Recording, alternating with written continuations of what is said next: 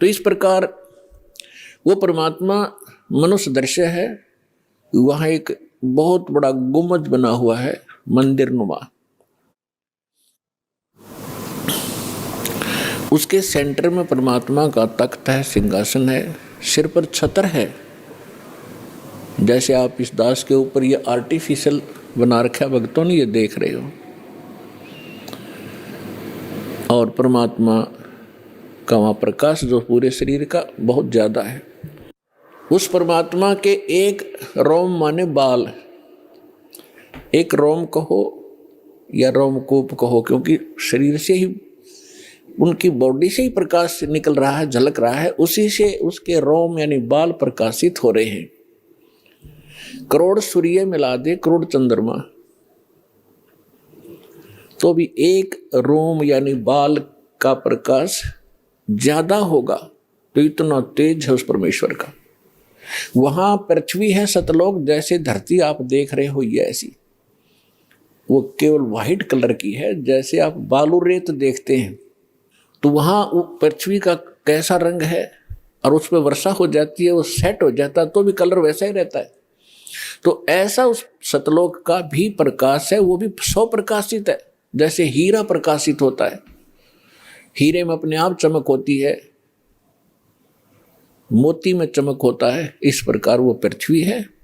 वहां सदाबहार वृक्ष हैं, सदाबहार ये सभी काजू, किशमिश, मेवे, सेब, संतरे, सभी फल फ्रूट वहाँ सदाबहार रहते हैं, वहाँ कभी अकाल नहीं होता।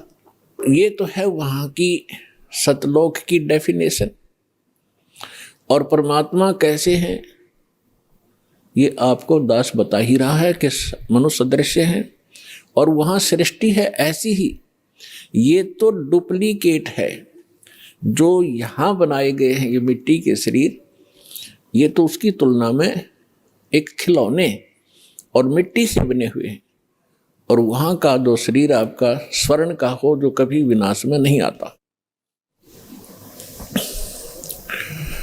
इस प्रकार वहाँ सृष्टि है। वहाँ आपके पूर्व के सभी महल जोंके त्यों हैं। प्रत्येक व्यक्ति की एक विशेष टेंडेंसी है, एक वृत्ति है, जरा सा कोई अच्छी पोस्ट बन जाती है, उसको प्राप्त हो जाती है, या कोई धन चोखा मिल जाता है, बढ़िया कोठी बनाऊं, बहुत लंबी चौड़ी, ऊपर नीचे, और आगे पार्क हो, पार्क में फिर आगे बगीचा हो, एक साइड में तालाब हो, झूले डाल रखे हो, और फुहारे बनाता है आर्टिफिशियल के, कभी कभी फुहार भी डाल लूं, तो ये बनावटी है। अच्छा, यहाँ तो एक और समस्या है, ये सारा कुछ किसी ने बना भी लिया तो 36 टेंशन साथ लिए रहता है। वो उस घूम रहा है बगीचे में और टेंशन है कहीं और, ये बिगड़ गया काम, वो बिगड़ गया काम, ऐसे ना हुआ वैसे हो जाएगा। तो उसने वहाँ एक डुप्लीकेट बना भी लिया तो भी उसका सुख प्राप्त नहीं है उसको, व्यक्ति को। और सतलोक के अंदर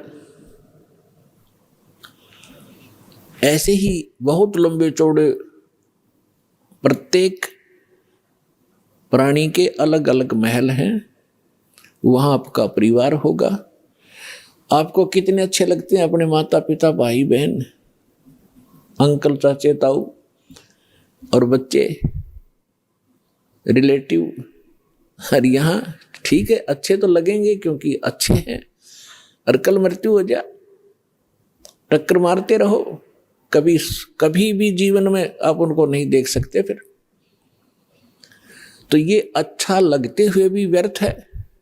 और वहां जाओगे आपके सारे सुख होंगे, वहां कभी मृत्यु नहीं होगी।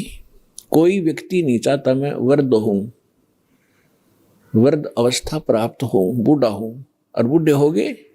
कोई नहीं चाहता मैं मरूं और मृत्यु डेफिनेट। तो ऐसी धारणा क्यों आपकी? क्योंकि आप पहले ऐसे लोक में रहते थे जहां ना वृद्ध अवस्था है और मृत्यु नहीं है। वहां ये 5 तत्वों का बना हुआ पुतला नहीं है। इसमें कभी बीपी हाई है, कभी लो है, कभी राग खींच रहा है, कभी द्वेष। राग द्वेष वहां होता है जहां समानता नहीं होती, और वहां समानता है। एक परमात्मा को छोड़कर सबके एक जैसे बॉडी हैं, एक जैसा सबके महल हैं, एक जैसा खान पान है, कोई उसमें अंतर नहीं और कोई अभाव नहीं किसी वस्तु का। तो राग द्वेष और इस तरह के जो रोग होते हैं ये किसी त्रुटि के कारण होते हैं। तो आप जी उस स्थान को छोड़कर गलती से यहां आ चुके हो और यहां आपका कोई ठिकाना नहीं। जिन महापुरुषों को परमात्मा मिले उन्होंने बताया है, आगे गए ना बावड़े। बावड़े माने वापस नहीं आए। पहले जो चले गए उन्होंने आकर बताया नहीं हमारे साथ क्या बीती। और रहते भी सब जाही, बिन साहेब की बंदगी कहीं ठोर ठिकाना नहीं। पहले चले गए, उनका तो पता नहीं क्या बुरा हाल हुआ या अच्छा हुआ, उन्होंने तो कोई आके हमें संदेशा दिया ही नहीं, और ऐसे ही शेष हैं वो चले जाएंगे। तो गरीबदास साहिब जी कह रहे हैं कि बिन परमेश्वर की भक्ति कहीं ठोर ठिकाना ना। जैसे आज कोई प्रधानमंत्री है किसी कंट्री का, वैसे तो सुख नाम की यह चीज नहीं है, पर हमने उसको घना बड़ा मान रखा है क्योंकि हम जीव संज्ञा में हैं। और कल वो प्रधानमंत्री सतभक्ति नहीं करता है और मृत्यु को प्राप्त हो जाता है, तो कहां गया वो सुख? आगे क्या होगा इन बच्चों को पता नहीं जो खिलौनों से खेल रहे हैं। ये मिट्टी के महल बना बना कर इसमें खुश हो रहे हैं, इनको पता नहीं, क्योंकि भगवान ने आकर बताया, वो ज्ञान दास सुना रहा है। उसके आधार से हमें भविष्य का दिखाई देने लग गया कि आगे क्या होगा इसके साथ। उसके विषय में परमात्मा ने बताया है कि कबीर हरि के नाम बिन ये राजा रसब हो। रसब माने खच्चर, जिसपे अच्छा वजन लोड कराया जाकर देगी तरह बोरे में।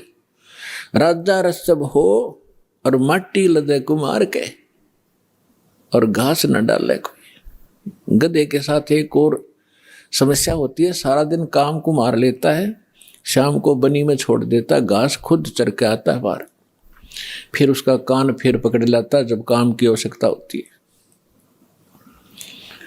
तो पुण्यात्मा परमात्मा ने ये जो ज्ञान दिया है आपको सतर्क करने के लिए दिया है, ना कि किसी की इंसल्ट करने के लिए। आप बालक हो वो परमात्मा है, आप उसकी आत्मा हो, आप उसके बच्चे हो। अपने बच्चों को समझाने के लिए परमात्मा ने ना जाने कितने छल छिद्र करने पड़ते हैं, किस प्रकार के ज्ञान आपको सुनाने पड़ते हैं, क्योंकि आपने काल की भांग पी रखी है। कबीर ये माया अटपटी, सब गट आने अड़ी, किस किस को समझाऊं ये कुएं भांग पड़ी। जैसे कोई शराब के ठेके पर आपने देखा हो कभी, चाहे 20 आदमी घूटी ला कर आ रहे हो सामने, सबकी एक जैसी भाषा, एक जैसी चाल, एक जैसी बोली रहेगी। तो हमने इस काल की इस त्रिगुणमयी माया की भांग पी रखी है। यहाँ के इन तीनों गुणों के दबाव से हम जो जो कार्य यहाँ चाहते हैं करते हैं, यह भांग है। और सभी एक जैसी वृत्ति होगी, क्योंकि सबने एक कुएं की भांग पी रखी है। वो ज्ञान सुनने को मिला ही नहीं आपको। अब ये ज्ञान मिला है जो इस भांग को उतारेगा, ये एंटीबायोटिक है, और ये ज्ञान सतगुरु ही दे सकता है। और सतगुरु परमात्मा ही होता है। 600 वर्ष पहले परमात्मा स्वयं आए थे, वो सतगुरु भी थे, परमात्मा तो वो थे ही थे। और फिर उन्होंने कहा था कि जब गरीबदास जी का पंथ होगा 12वां पंथ, उसमें काल अपना जाल जरूर फैलाओगा, लेकिन बर्मे पंथ में परमात्मा ने कहा था हम फिर आएंगे। अब परमात्मा नहीं आए तो दास बेच दिया अपना, वही पावर वही ज्ञान दास के अंतःकरण में फीड कर दिया, जो दास आपको आज वर्षा कर रहा है उस अमृत ज्ञान की।